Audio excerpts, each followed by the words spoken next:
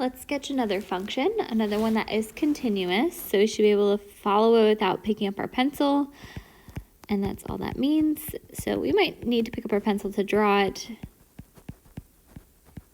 but we shouldn't necessarily. So don't pick up a pencil, at least when you trace it. And then we want to follow these stipulations. So the first stipulation is that it is always having a first derivative that's bigger than 0. So bigger than 0 means it's increasing. Remember from like elementary school, it's eating the bigger numbers. That's whatever way the mouth is facing. And then also the second derivative is bigger than 0. So it's concave up. So remember, concavity gives us a really good idea of what the graph has to look like. So concave up, let's do some side work, can only look like a full U, just the left half of that U, or just the right half of that U. So we want to pick the one that's always increasing. So let's trace this and figure out the one that's always rising left to right. So if we trace this one's decreasing to start with, so that's not our picture. Let's look at the next one. This one's falling left to right, so that's decreasing as well. We don't want that. We want the one that's rising left to right.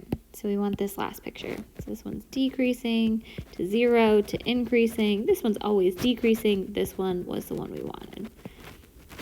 We want increasing and oriented upward. And I can draw that anywhere I want to. Again, it doesn't give me a point to go through, so it's confusing. Usually, we are used to there being one correct answer, but here there are many correct answers.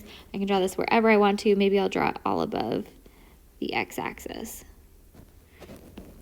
There's something that is increasing and concave up.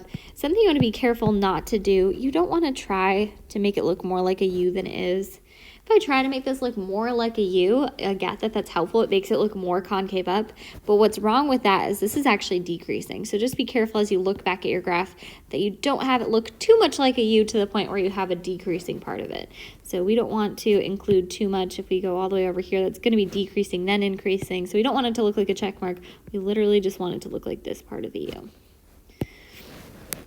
Okay. So let's do that again. We have some different stipulations down here. We have that we want a continuous function again. So we're not going to pick up our pen, at least when we trace it. And we have that the first derivative is less than 0. The bigger number here is 0, so we have less than 0. That means it has to be decreasing.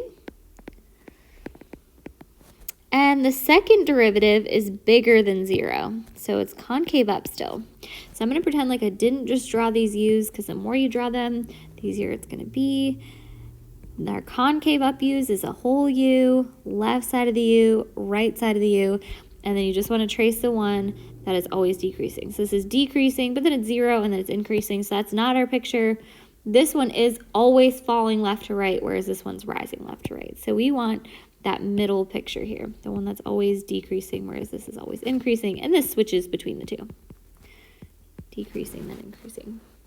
So we need to draw this picture wherever we want to. Last time I drew it all above the x-axis. I did all positive y values. We don't have to do it like that, so maybe I'll cross the x-axis this time. So I'm just going to draw something that's falling left to right, but is oriented upward. And for all of these pictures on this page, there are many correct answers.